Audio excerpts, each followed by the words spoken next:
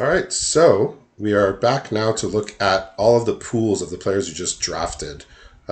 So these are the draft logs. We don't have time, obviously, to go pick by pick, but we could see players' pools in their complete form.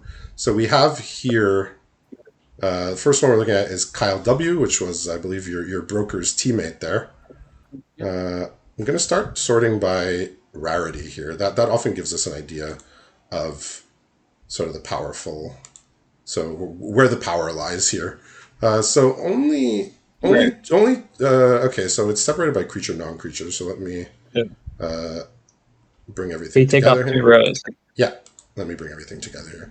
So he's got some blue cards here. It looks like he's going to be green, white, maybe with blue. He does have a Time Warp here. Battle for Bredegard. Glorious Sunrise, that was a bomb. Inspired Ideas, okay. Catilda was good. Looking at his uncommons, has a couple gold cards here. So some combination of Bant colors, likely green, lots of green commons here. So he might have been the other green drafter. I figure he must have settled on green white because that Zimone wield and the Quandrix Cultivator wield. So maybe Yeah, it looks like it. like he took the Time Warp here and he has some blue rares from I mean, a some two of the rares are not some of the nothing packs to write before. home about. So it looks like he's going to be green white based on what we can see here. So he hasn't joined the dance here, the uncommon. Yeah, it looks like a green white deck. Looks like he's going to have to rely on being, somewhat aggressive here. Doesn't have too many late game bombs here. The Glorious Sunrise is the one that stands out. Catilda can Yeah. run away with the game, but yeah, it looks like a green white, What mostly kind of aggressive type of non-basic? deck here. What kind of non-basic lands are picked up here? Did Caleb get specifically He has a Broker's unusual land? Hideout as a fixer. He just didn't take many lands here. He has a couple. He has some lessons here. Not sure if he has learn cards to speak of, but he took a few lessons. Don't see too much learn. I know It's Caleb like picked up a Celeste. couple of those field traps, but yeah, field trips. But this is definitely a Selesnya deck. We'll see if he can have some life gain synergy with the Treeless Sarah. So looks like a kind of what you expect from green white, small creatures, some ways to pump, some ways to make tokens. Sorry about that. And we'll go to Cody Race, who looks to have started the draft with a Sanctuary Warden and Not also bad. opened a Junji. So back to back packs, he opened these bombs. So where does his power lie here? Looks like he's black for sure. He got the Inscription, Headless Rider, Crippling Fear. He has an Obscura Interceptor, so we'll see what he decides to do with that. Lots of black cards here in Uncommon. Like Orzhov. Yeah, it looks like he's white, black. Might try and play the Obscure Interceptor if he feels creative. Let's see. Yeah, so looking at his curve here, doesn't have too many lands here. Yeah, so it looks like he's white-black deck. Caleb picked up an unusual amount of lands, it seems, compared to the rest. Yeah, so he has. So yeah, he's definitely white black here. Might end up throwing in a blue card. Doesn't really have fixing here. Just only non-basic land that does something is the snarl. So white black deck has a couple bombs that are gonna really help out. As far as removal goes, so black dragon can kill something, but that's 7 mana. Bleed dry. Looks inscription, necrotic fumes. Looks to be lethal I'm exploit. So a little lacking on the black removal. Often, if you're black, it's because you saw a lot of removal. So I he did ended see an up, Edgar's Awakening, yeah. So you so got the that's Selfless nice. Samurai, Sigarda's Imprisonment. Yeah, Edgar's Awakening will be good on both those bombs for yeah. sure. So he got a couple bombs here that really guided him towards towards these colors. So Caleb, we saw. Let's look at Chris P or Joker. Telling us it's Boros Yep. already. So it looks like he is definitely Boros. So we could tell that by colors. If we look at the rares, we'll see where the power lies. So he got a mascot exhibition. We'll Gotta see if imagine he's looking for learn. see how many learn cards he got. But as far as rares, Sun Gold's Sentinel Extraction Specialist. So these are like really good. These are good rares, but particularly in Boros, where you want cheap creatures, like having these as your rares is really helpful. Falconwrath Pit Fighter, Lizard Blades, that gives double strike. The Dean of Chaos, Smoldering Egg, we'll see if he ends up having a deck that supports that. Ill-Tempered Loner, another, really, really strong card. Looking through, let's look at the colors again. This one. Yeah, so he ends up with that Quintorius. I don't know if he wants that, but Rip Apart is good. So he got some nice cards from Strixhaven here. The Rip Apart, the Mascot Exhibition. A few 1-drops here. Strangle. So a few cheap cards here, like a bunch of 2-drops. He was taking all the 2-drops that Caleb was passing, because he was on the side of Caleb. So every pack that Caleb was passing to him and not taking 2-drops, like we saw all these passed by Axguard, Cavalry, Flame Channeler, Historian, Raider. We saw like all these cards pass by. He might have been taking ones before Caleb saw them because of. Caleb had a 2-drop problem for most of the draft. Burning Hands, Kami's Flare, lots of good stuff here. Kazul's Fury. Looking out for learn cards, not seeing too many, if any. Trying to look through these quickly. These white cards, a lot of them. There's a study break there. That's one. His white cards are pretty middling. Just like some creatures, a couple of things to do. Priest of Ancient Lore draws my eyes just because I like those cards.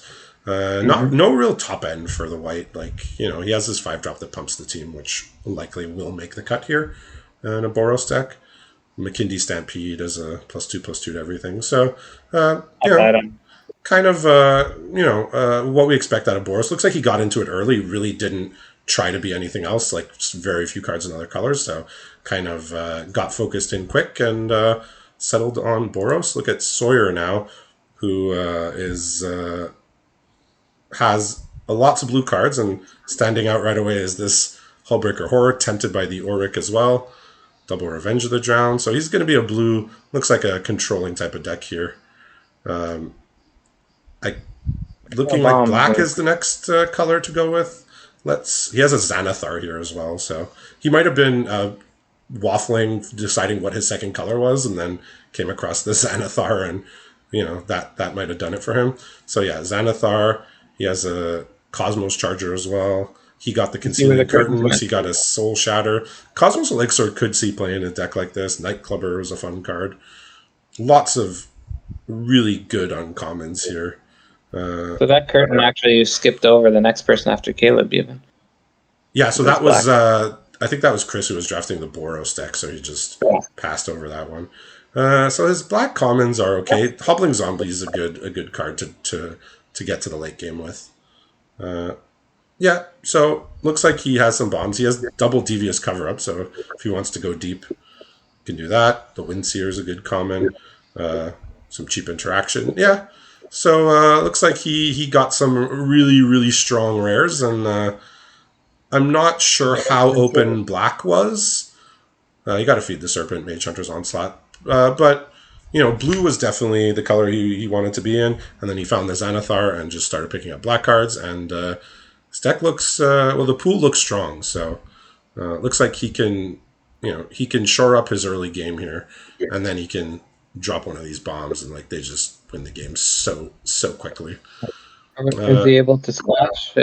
I was just going to check the lands out. He has Evolving Wilds, Ice Tunnels, that's his own color. He has a Sulphurous Mire if he wants to play red, and other than that, did not take lands. He has, okay. So next is Erickson, who's another first-time top 8er, along with, they're actually first-time in our league. So Erickson, let's see what he's working with here. So he is white, looks like black is his second color. Has more of that than anything else. Has a white-black land and has 2 white-black lands. So he has a lot of the gold cards here. So these gold 2-drops, Skaraka Life Bonds, Killian, Triumphant Adventure, that card's very good.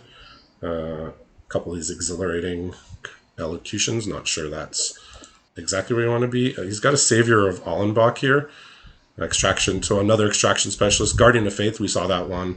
Caleb opened that. He has a Vanquish the Horde as a board wipe. Dream Devourer wasn't very good. He has double the Triumphant Adventure, so he's a white-black deck. So he was competing with Cody Race there. They were on opposite sides of the table, so not so bad, but they were both definitely in white-black. White Dragon is good. Valorous Stance. Nahiri's Binding, Bound in Gold. He has Inspiring Overseer, so that should probably just be in the rare slot here. Yeah, Probably for just sure. probably just should Be wholly unstoppable, it should just automatically put itself in that pile. I think lots of black cards here. See what he's working with here. Lots of okay black cards. Nothing. Not too many standouts, but he has some power level up here in the rare slot. So he's drafted a white black deck. Looks to be pretty set. Two left. So we got Emmett. Let's see what he's in blue. Not sure if he's green or black or both. I know he does draft a lot of 3-color decks, so I know he's very comfortable playing lots of colors. Let's see where his rares ended up. Got the most non-basics besides Caleb so far, though. Okay, so he got a Wandering Emperor in pack 2. Not sure he's going to play white, just doesn't have a lot of white. So there was a third Triumphant Adventure going around the table as well. These rares don't really point to anything particular of what he's playing. Like, he might be splashing white, he might be trying to play Wandering Emperor and Brutal Cathar in a blue deck. He might want that. He might be playing Hagra Mauling. So I'm really not sure exactly where his deck ended up. It's not clear. Let's see what he has for fixing though. So Shattered Seraph fixes. So he was doing what a lot of what Caleb was doing, which is picking up lands to give him options. So Evolving Wilds, Ice Tunnel, Maestro's Theater, Storefront. Yeah, so he's flushed with lands, so he's going to be some sort of blue deck. I could see black. I could see him trying to make these white cards make the cut. The Brutal Cathar, the Wandering Emperor. He just doesn't have a lot of white. Like, white was not open his seat. He has very few white cards. I mean, Imperial Oath is a good card, but the rest of these white cards are just cards you don't play. So we'll see. He has some black, white, gold cards here. So it's that's going to be interesting to keep an eye on what his final build is here. This is one of the few times where we look at a pool and we're really not sure what the deck's going to be, just because the colors are so spread out and the rares don't really point to anything, because like 2 of his better rares are in the color that he has the least of. So will be interesting to see if we get him on camera for one of the 3 rounds, what his build was.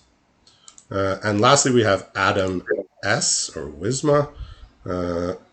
So he's also looking like blue and black here. So looks like red was sort of underdrafted. He does have a lot of red. So when we look at the rares, we'll get a better idea of here. I caught a glimpse of the Inscription of Insight. That was a very, very good one. Let's take a look at the rares here. So he's in the Grixis colors. Might end up being 3 colors. We don't know. So he has Evelyn. That was probably a first pick. He has Umezawa. He has Inscription of Insight. He has the Archmage. So he's definitely going to be blue. Not sure if he's black or red to go with it. He has more black than red, but look at these. In these uncommons, he has 2 Storm Skrillex, Arcane Infusion, which goes and looks for instant or sorcery. Mechanaut was more for artifact deck, so not sure how interesting that is. He got the Seize the Storm that we saw. So he might be a blue-red spells deck. He might splash black. What's the fixing look like? Yeah, let's go look down here. Not too much here. Has Evolving Wilds. Letter of Acceptance. He has Glamorous Outlaw, which can fix. He has Elemental Masterpiece, which can fix, I guess, if you're not using it. He might be blue-red, though his red commons are really not where you want to be in a spells deck. It's just a bunch of creatures and not much burn. So maybe he is just going to be blue-black here. He has the start of the draft, we said how important it would be to get those lands to fill out your deck, and Caleb did just that. It seems everyone else did it a bit less. Yeah, so Evelyn, you could you can't play if you're just blue-red. You have to be black with blue or red or both. So if he was blue-red, he could not. He would have to splash the Evelyn. But his red does not look that great. Maybe he's splashing the red. I could see Seize the Storm and like maybe some of these gold cards making the cut here. So black looked to be heavily drafted in this pod. Lots of black drafters, lots of blue drafters. The other colors, not as much.